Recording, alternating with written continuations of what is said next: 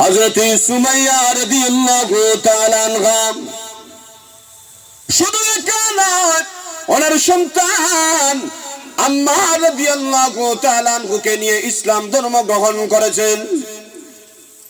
চলার পথে হঠাৎ করে আবু জাহেল ডাক দিয়া বলে, মা ছেলে কোথায় যাও? আমি না শুনেছি তোমরা নাকি ইসলাম ধর্ম গ্রহণ করেছ। সুমাইয়া রাদিয়াল্লাহু তাআলা আনহা ডাক দিয়া বলেন, হ্যাঁ, আমরা মা ছেলে ইসলাম ধর্ম গ্রহণ করে ফেলেছি। এবার আবু জাহেল তার সাথীদেরকে ডাক দিয়া বলে, মুখের দিকে তাকিয়ে কি দেখো? মা ছেলে কি দুইটা গাছের সাথে বা দুইটা লাঠির সাথে বেঁধে ফেলো।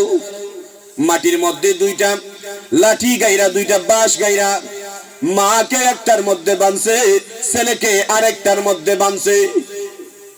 মা ছেলেকে মুখোমুখি করে বেঁধে ফেলার পরে আবু জাহিল আম্মার রাদিয়াল্লাহু তাআলা আনহুকে ডাক দিয়ে বলে, রে আম্মার, তোর মা কি তোর চোখের সামনে আমি বাঁধলাম, এখন তোরে আমি আলটিমেটাম দেই, তুই কমপক্ষে সর্বপ্রথম ইসলাম ধর্ম ছাইরা দে।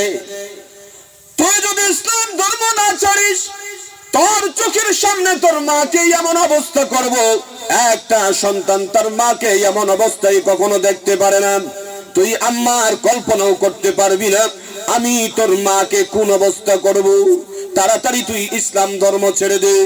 যে মুহূর্তে বলেছে, ওই কুটি থেকে সুমাইয়া রাদিয়াল্লাহু তাআলা আনহা ডাক দিয়ে বলেন, আম্মার রে, ও আম্মার, আমি তো তোর মা। আল্লাহ পাক রব্বুল আলামিন আমাকে তোর জন্য নিয়ামত হিসেবে পাঠাইছেন। যেমনি ভাবে আমি মা তোর জন্য নিয়ামত, তোর ভিতরে আল্লাহ যে ঈমানের নিয়ামত দান করেছেন, এটা আমি মার চাইতে তোর কাছে সবচেয়ে বড় নিয়ামত। আম্মার, আমি তোর মা, তোকে ঘোষণা দিয়ে দিলাম, আমার যা কিছুই হয়ে যাক না কেন, আমার জীবন চলে যাক, তারপরেও ইসলাম ধর্ম পরিত্যাগ করবি না। মা অর্ডার দিয়ে দিছে। এখন বুঝে মা এখান থেকে তো দেখা দেয়, ছেলেরে পরামতে শক্তি যোগায়, তাইলে খাম হইতো না, এখন আরো আমি শক্ত হইতেইব। এখন সত্যিকারে হযরত সুমাইয়া রাদিয়াল্লাহু তাআলা আনহার কাপড় ধরে টান দিছে, শরীরের সকল কাপড় খুইলা জমিনের মধ্যে ফালাই দিছে।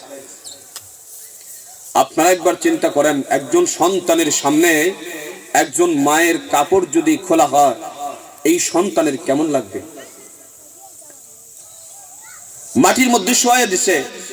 হযরতে আম্মার রাদিয়াল্লাহু তাআলা আনহু নিচের দিকে মাথাটা দিয়ে দিবেন। নিচের দিকে মাথা দিয়া হযরতে আম্মার রাদিয়াল্লাহু তাআলা আনহু আল্লাহকে ডাকতেছেন, আল্লাহ, এই দৃশ্যটা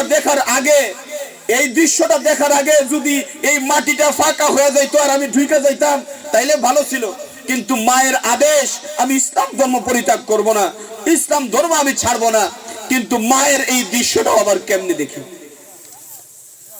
হযরতে আম্মার রাদিয়াল্লাহু তাআলা আনহু নিচের দিকে মাথা দেন, কিন্তু আবু জাহিল সঙ্গে সঙ্গে সৈন্যবাহিনীকে ডাক দিয়ে বলে, যা আম্মারের মাথাটা ধইরা উঠাইয়া দে। তার মার দিকে তাকায় না কেন? তার মার দিকে তাকায় না, মাথাটা ধইরা চাওয়া, যাতে তার মার এই করুণ অবস্থা দেখে আর ইসলাম ধর্ম ছেড়ে দেয়।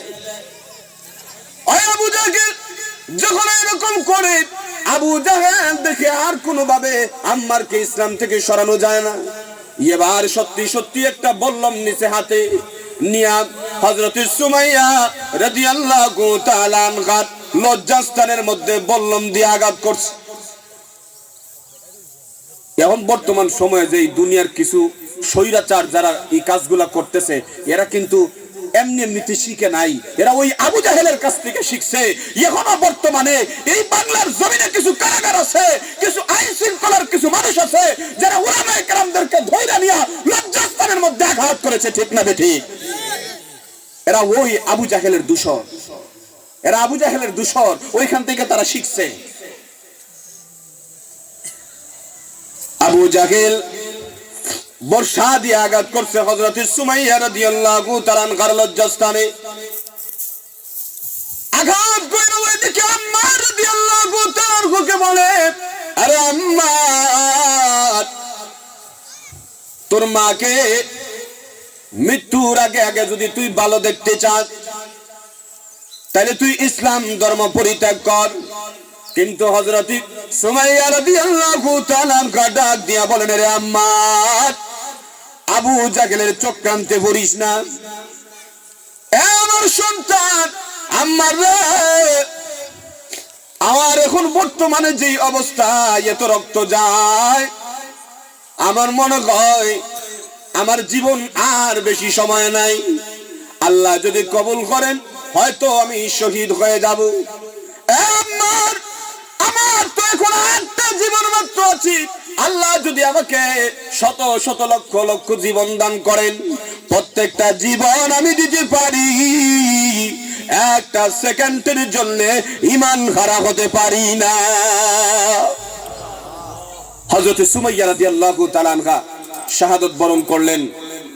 চিন্তা করেন এই ঈমান তারা কেমনে পাইছেন, কত কষ্ট করছেন এই ঈমানের কারণে।